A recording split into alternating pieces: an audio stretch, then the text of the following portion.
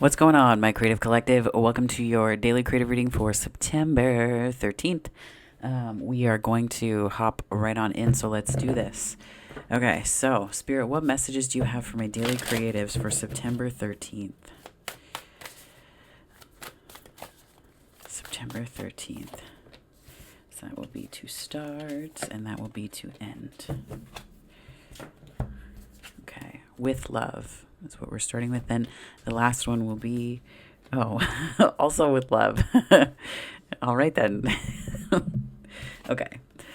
Dearest you, do you know how much we love you and want to help you? We're here for you and we hear you ask for guidance, but you must let go and let us help you. You don't have to do it all. You've done your part. Now let us do ours. You would be awestruck if you knew how many strings were pulled through the matrix to give you what you need and desire. Spirit has a plan, and when you sign up to be a co-creator, you need to remember to allow the partnership. It's not one-sided. Your desires and plans meet up with those of Spirit. Remember though, Spirit's timetable and ideas of how things will play out may be quite different from yours. Trust us. Spirit's ideas are amazing. Now let go and let us do the magic. Pay attention to other areas of your life, and before you know it, a miracle will have taken place. We love you so much. So this part right here, though, it's not one-sided. Your desires and plans meet up with those of Spirit. And we're back. I saw a call coming in and I had to take it. So, sorry. Nonetheless, what I love about this, so I was saying this before, it's not one-sided. Your desires and plans meet up with those of Spirit. So this to me speaks volumes about the fact that it's like you plant seeds of desire, but do you believe that Spirit can meet you halfway in that? Or do you feel like, and this is part of the Emperor energy that we saw yesterday, right? Like this energy of, do I trust enough? Right? And that's kind of the Emperor's journey, if you think about it, is trusting themselves enough to lead. So let's take a look and see, not just trusting themselves to lead, but to make the right decisions and all that comes with that.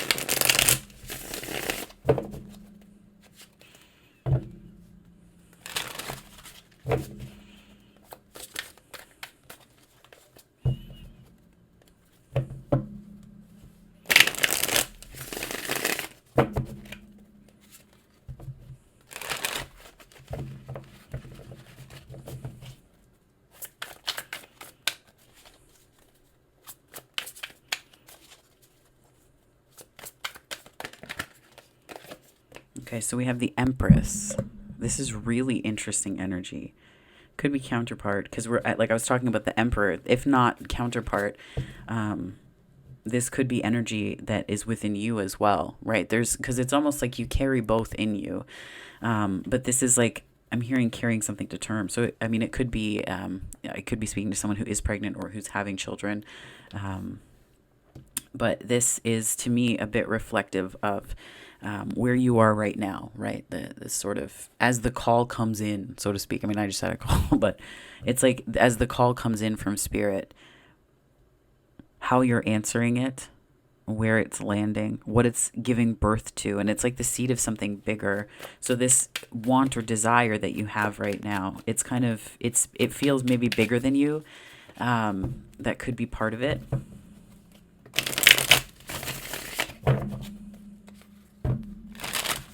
It feels bigger than you.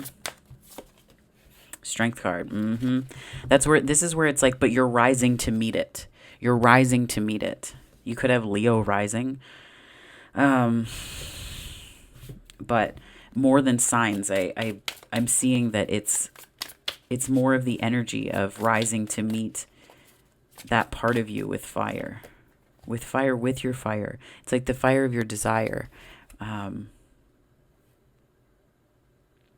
Yeah. The refusal.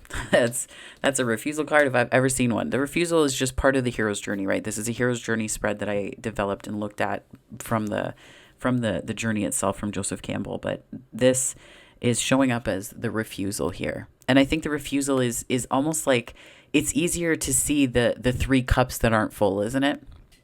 It's easier to see those three cups.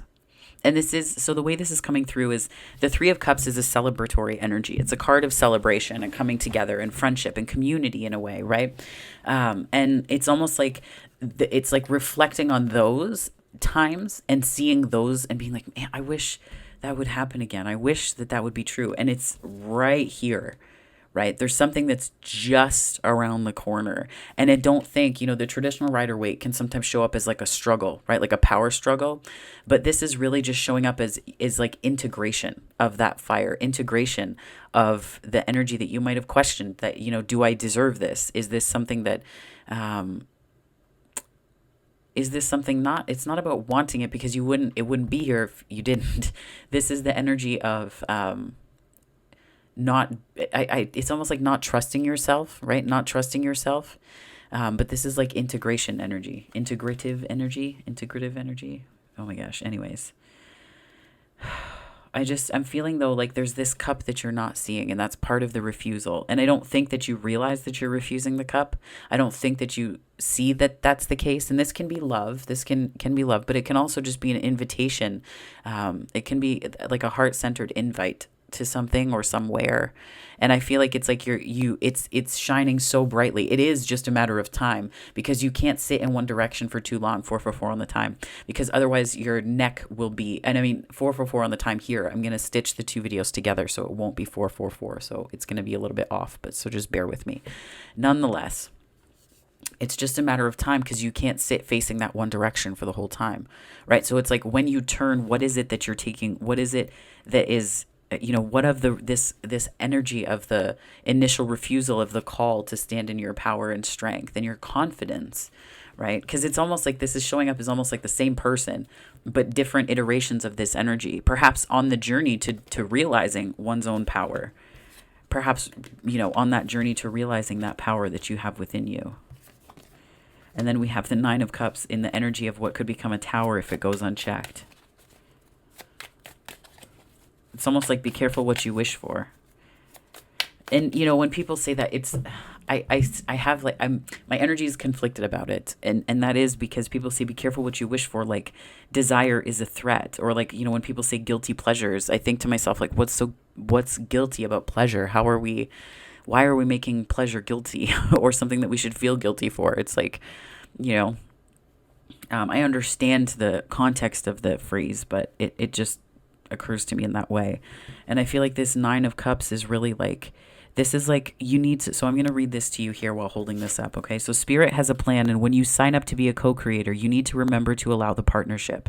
It's not one-sided. Your desires and plans meet up with those of Spirit, and that's what's coming through here, right? It's like when you believe that you're the sole architect of your experience and that you're working alone, you forget that you're part of this spiritual field. You forget that you're part of Spirit. You forget that you're one with not just everyone around you, but with Spirit itself. So this intention that you put out, Wayne Dyer calls it the field of intention. So when you put this energy out into the world, right?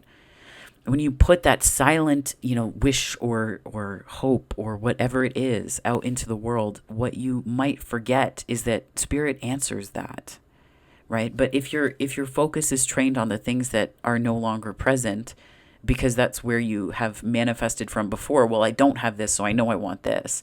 If you've manifested more from that place than from this place of deep knowing, rich, it's like this abundant energy within where you don't need the lack, because you can see the presence of all of these different things in other people's lives. For example, someone was telling me the other day that they're preparing to move and they're going through a big life shift, and their one of their parents gave them $50,000 to do this. And I'm going through shifts, and it was such a telling thing to me, because I wasn't even, there was no envy, there was no jealousy. It was just like, wow, I must really be on the path of abundance to be coming across stories like that where someone's gifted that amount of money.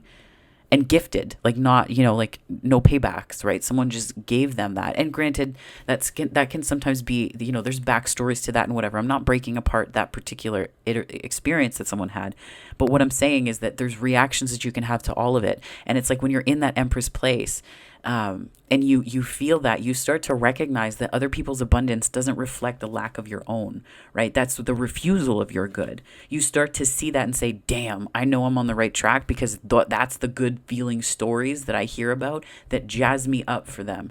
That gets me so excited for other people's abundance that I just can't help but cheer them on. It's a surprising amount. I was like, whoa, I didn't really know what to say. And even when I was retelling the story, I was like, well, shit, right? Like, it's just, but at the same time, that's this Empress energy. And I feel like I'm sharing that story because it's relevant here in so much that, um,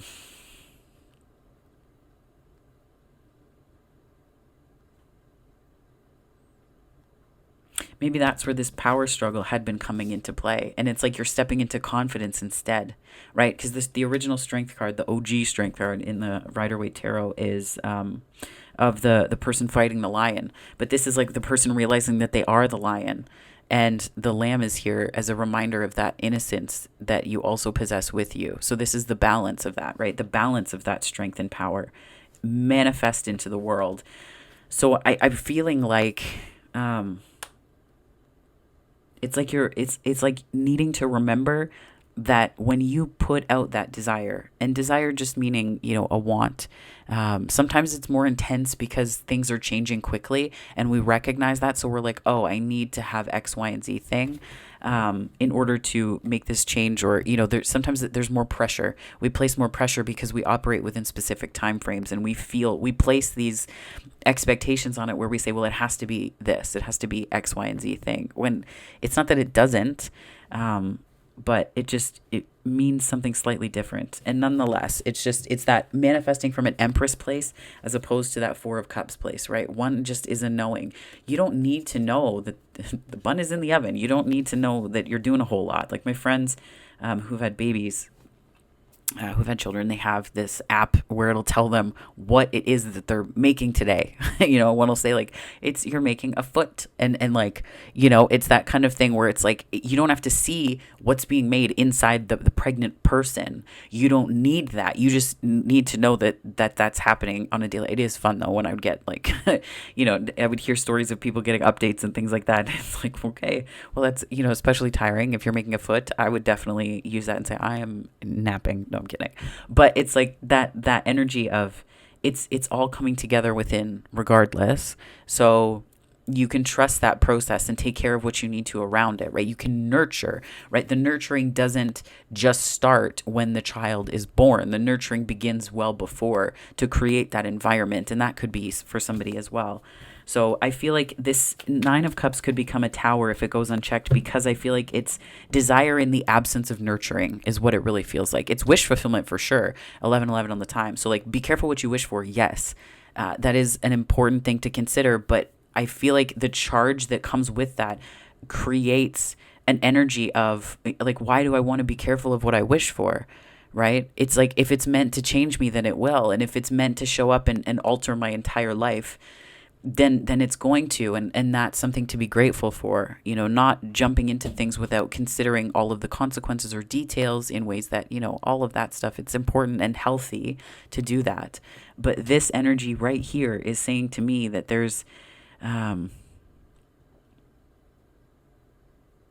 trusting that Spirit's ideas are just as amazing as yours.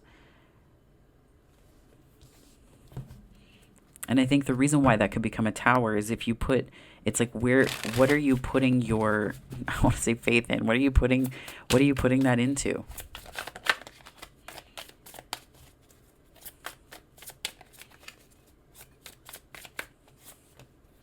The Hermit is your protagonist energy, which tells me that there's like a going within. This has been a theme. It was yesterday too. Going within a little bit.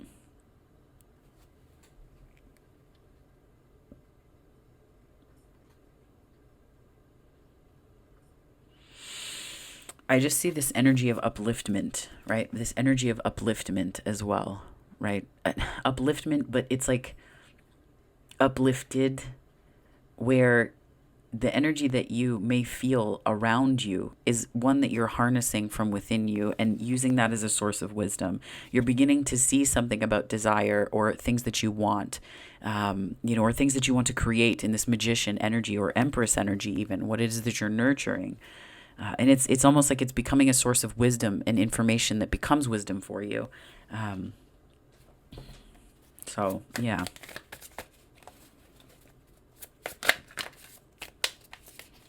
What just popped out was the King of Swords and the Ten of Cups. So they like popped out and went right back in. So it's like you're clear on your happiness. And yeah, that's the Ace of Cups. The Ace of Cups and the Knight of Swords were kind of stuck together and like poking out. So I think the antagonist here is like, it's like taking something out before it's ready. This is not necessarily divine timing, I wouldn't say, but taking something out before it's ready just means, like, I'm using the metaphor of like bun in the oven, right? But like this is also telling me a lot about a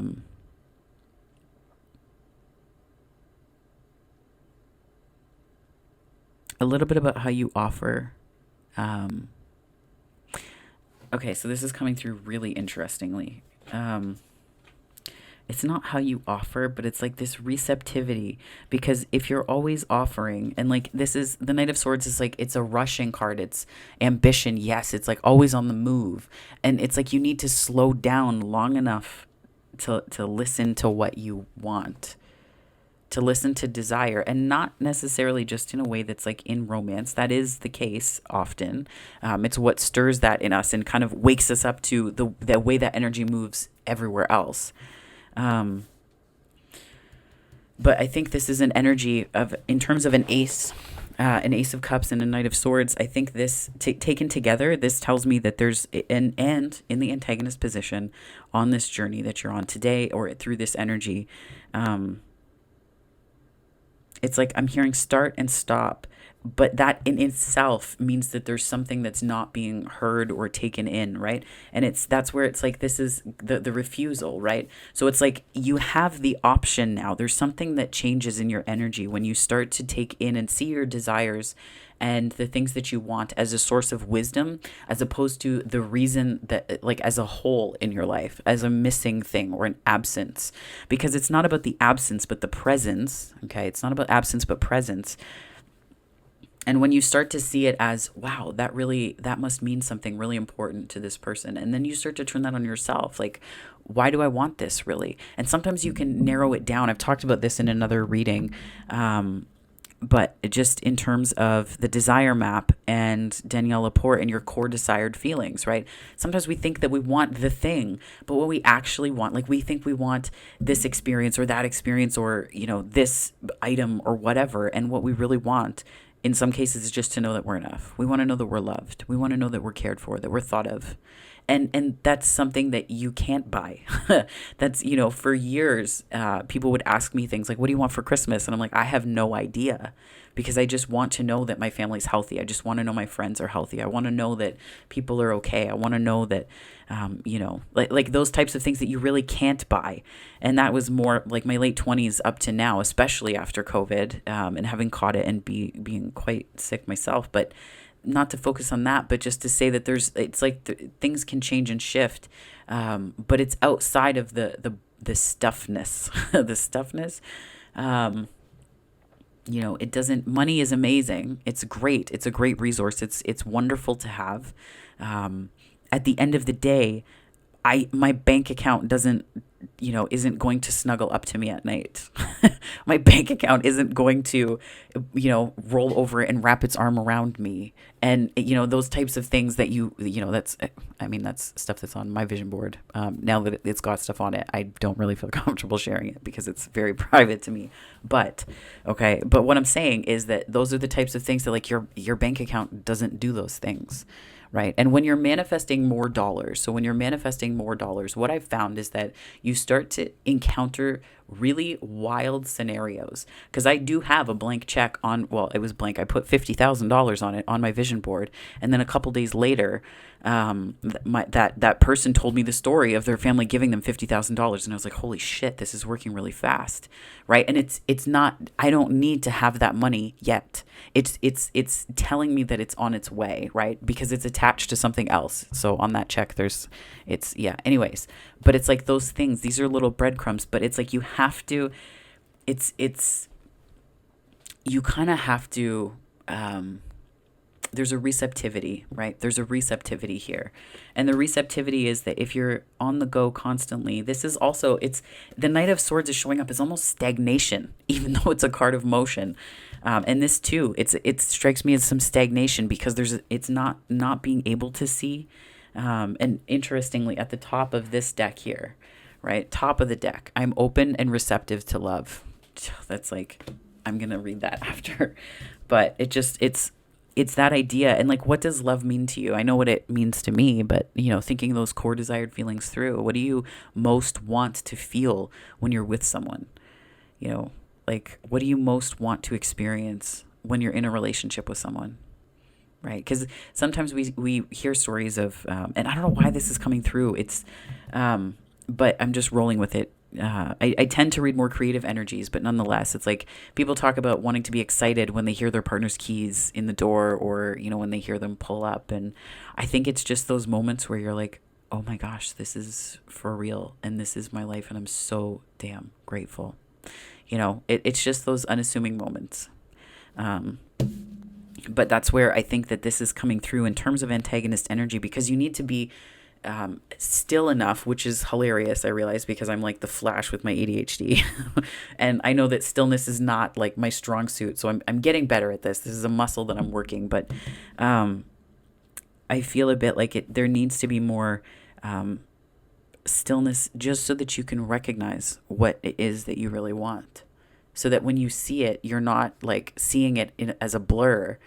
You're seeing it with enough time to take in what that actually is. So that's, I'll read this to you because it came out. It was just on top. So I'm open and receptive to love. Life is always trying to love you, but you need to be open to see it. Complete this sentence. I could make it easier for life to love me by. And do this, journal it. I love when exercises like this come up. It's one of the reasons why I love Hay House, number one. And again, I talk about it all the time, but it's just, nonetheless. When I worked at a bookstore, I used to say, like, look for the little house on the spine of the books, super practical information in it, right? But that's like, this is why. Sit down with your journal. I could make it easier for life to love me by. How would you end that sentence? Okay.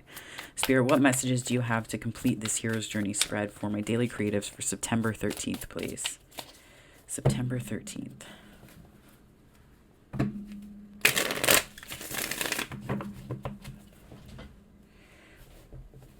Let me move my chair here. Ooh. Three of Cups. Isn't that so interesting that the challenge, right? The challenge, we're looking at the refusal, and I talked about the Three of Cups in here, and now the Three of Cups comes out. So I almost feel like this is, it's coming through intuitively as like looking back without an eye forward. It's almost this like unconscious reaction, like, turning to things like photo albums and stuff can be amazing. They're so great. I was looking through the other day, and there's a lot of photos of me before I transitioned, so it's kind of uncomfortable in one way. But then on the other way, I got to look back at a lot of events and things I've done, and I was just like, this is amazing. Like, it just felt so good, but you can't stay focused in that direction. So it's almost like this challenge is like your back is turned to something really important here. Your back is turned, and it's turned in a good way, but it's like being invited to a new iteration of this experience that you had. So I think it's like needing to stay open to it. And then we have the Ace of Wands and the Six of Cups. This is soul bond energy that's like hella passionate. But I can't believe I just said hella. Oh my God, that's weird. The word isn't weird. I don't often say it. Nonetheless, I feel like there's something about this, again, looking back, right? But it's like the Six of Cups is coming across more as aligned with the new, right? This is like the nostalgia, but aligned with something new. 2-2 on the time. So that's where this is slightly different, right? Slightly different from this Three of Cups, where it's like your back is kind of turned towards this energy. This could be a way that you're remaking friendships and rebuilding friendships. And I know I talked about romance right here because of the Ace of Cups and things like that. But I feel like, um, a lot of this energy is saying that,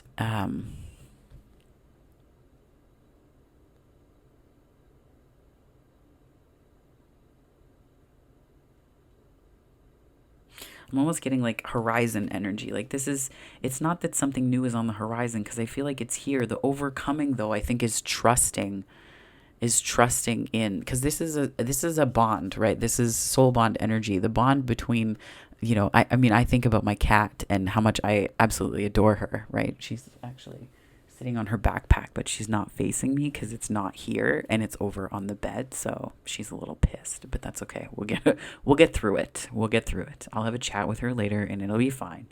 But like that bond is so strong, right? That bond is so strong, and it's something that's so unconditional, right? So and unconditionality when it comes to human relationships, I think that there are some things that should have conditions, because it's like we can't allow people to treat us poorly or run roughshod over our boundaries, and we just say that's fine, I love them unconditionally.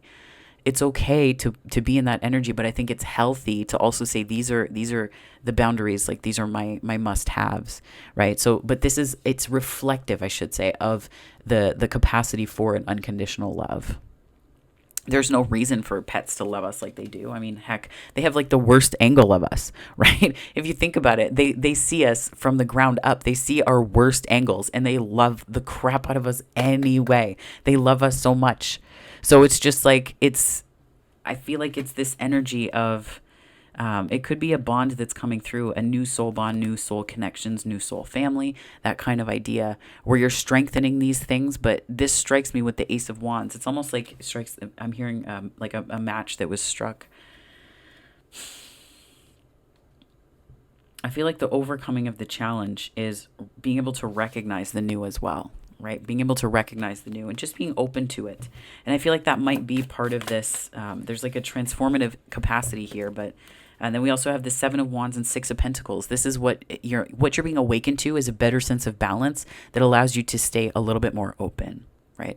Just a little bit more. You don't have to stay like a lot of open. You don't have to be like, open like an open door. You can just, it depends on where you're at, right? Being an open door is excellent energy too, but I feel like the Seven of Wands is the way it's coming across here is like an advocating for yourself card. And this is, I think, where it's like you have to trust that Spirit's going to meet you halfway. You have to trust that Spirit's going to meet you halfway.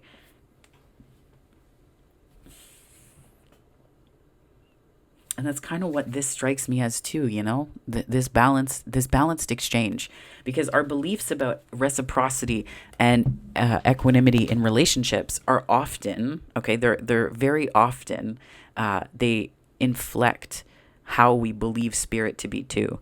And when I was very heavily involved in the church when I was younger, they would say this about God, right? Where if you grew up in a home where your parents, they are your first experience of God when you're a kid. Because to them, to you, that's what they are, really. When you're in that younger place, like that's your experience of this, an expression of it. So you tend to carry those things over.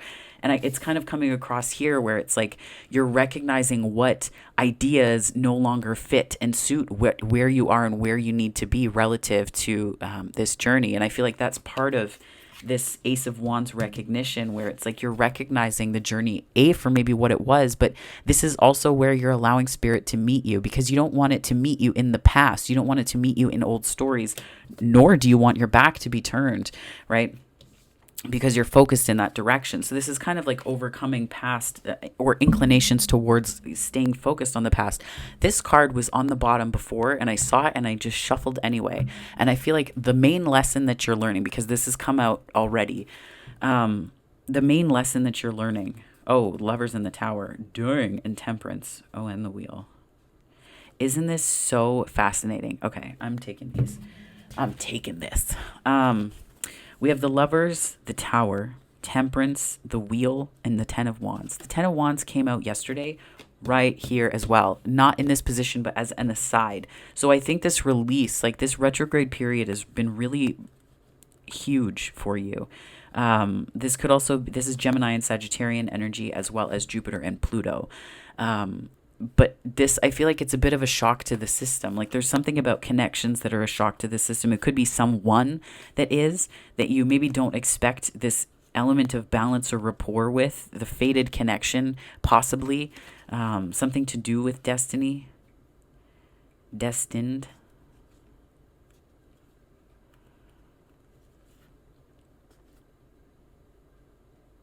But I think that what's changing here is like something needed to change.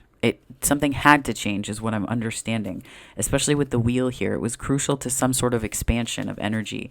And the Temperance card, this Sagittarian energy is coming through as a balance. Again, it's like this balance, like we're getting balance, balance, balance. So it could be that Spirit is working through people in your life to make you aware of the ways that it meets you halfway.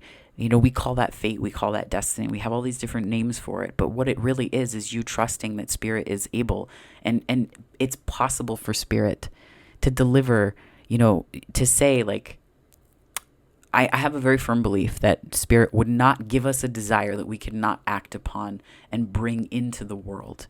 I just don't believe that to be true because I feel like that would be the height of cruelty. I feel like it would be the height of cruelty to believe that, you know, we could have these desires in our hearts and that we would never achieve them or have the capacity to act upon them. And I feel like it's almost like releasing something like that, or releasing beliefs about deserving, releasing beliefs about, it's almost like choosing to see. What side of the towers are you choosing to see that could have dented your trust in Spirit? You know, and it's like bringing them back into balance and understanding what the wheel truly means and what Jupiter actually does in terms of expanding on your good. I'm seeing a little bit of Saturn here too, just because of the tower. The tower is not connected to Saturn, to be clear, but the way it's coming across is in terms of like the hard lessons, right? It's like the hard lessons that hit a place within us that can be so core to that like original wounding, which we all have in different forms. That we carry with us through life. We carry it with us through life, and that helps to shift and change how we show up. Because as we heal these different things, we can then show up with those lessons integrated into part of us. And I feel like that's what this Sagittarian energy is here, this integrated energy. Wow, this was huge so far. I'm going to pull some clarifying cards here. Nope, they're right over here. I'm going to pull some clarifiers just to get an idea of where this is headed.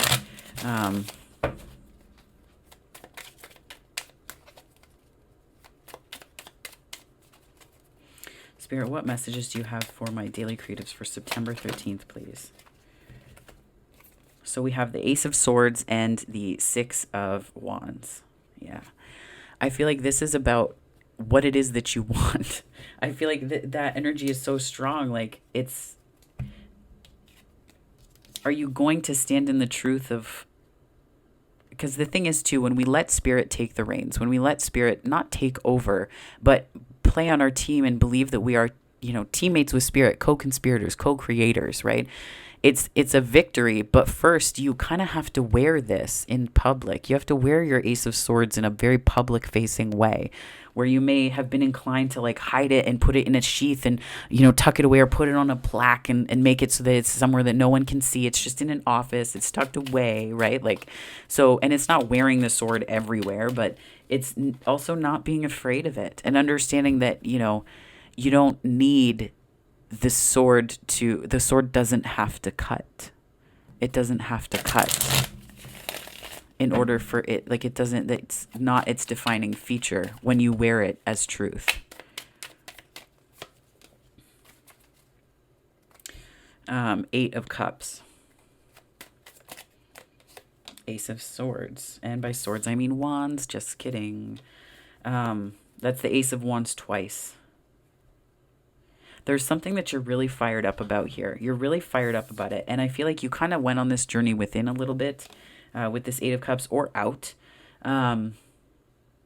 specifically related to your back being turned and focused on this Three of Cups. Like I'm getting this like nostalgia energy that you were caught up in, and it was kind of preventing you from going on this like journey that you needed to better understand this ace that is here, and it's really here. It's here twice.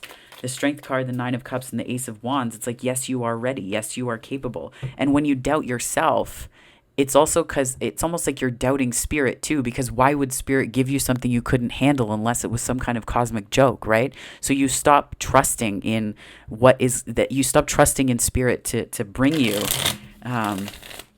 good, and you then start to look more for the bad and keep your eye on the lookout for the bad stuff, right? For the bad stuff. Yeah, no kidding. Five of Swords. Yeah, Five of Swords. The bad stuff. That's like not trusting stuff. It's like you keep your eye out on the bad stuff, being, too invested in the heartbreak of things, letting that kind of wrap itself around your mind and distract you, keeping an eye out for the bad stuff. Like that's really the Eight of Pentacles, the Three of Swords, the Two of Wands, and the Five of Swords. It's like being focused on the bad. But that's where this too, it might be something that was just a 3-3-3-3 was just on the time for me. It could be that it was a coping mechanism, right? Because you may not have trusted in that ace. You may not have trusted in that, but there's a way that you're kind of coming back from this, and you're starting to integrate wisdom here. You're integrating wisdom, and I feel like you're asking different questions. There's the sun on the bottom. You're asking different questions so that you're not, and there's the Wheel of Fortune. Wowza. You're asking questions that are in alignment with expansion. So you're not asking questions that would connect to, why did this happen to me? Why is this happening to me? It's not like that. I think about that story of the person, hearing that they got $50,000. And, I thought it took me by surprise how my energy responded to it. Not to be like, I'm amazing, because it's not the moral of this story. The moral of the story is when your energy shifts, stories like that, when you do not have $50,000 yet, part of it is that you are, you're able to recognize that good exists somewhere for someone really close to you, really close to you. That spirit's saying, are you sure you want that? Just testing the waters. Just putting it out there. So it's like asking questions that allow your good to expand, and asking questions that allow you to see the manifestation of other people's good as good, so that you can also understand too that when those things happen for you, right? When those things happen for you, you're going to understand how to respond when other people's energies are in like different places about it, right?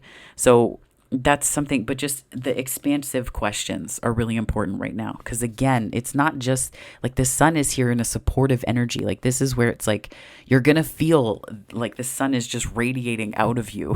You're going to feel like the sun is just shining out of your heart center and out of your solar plexus energy center when you're in that expansive place. Because it's going to be opportunities that you see that they just through other people's stories where you're like, I didn't think about that, but I'm so glad that I know that good exists.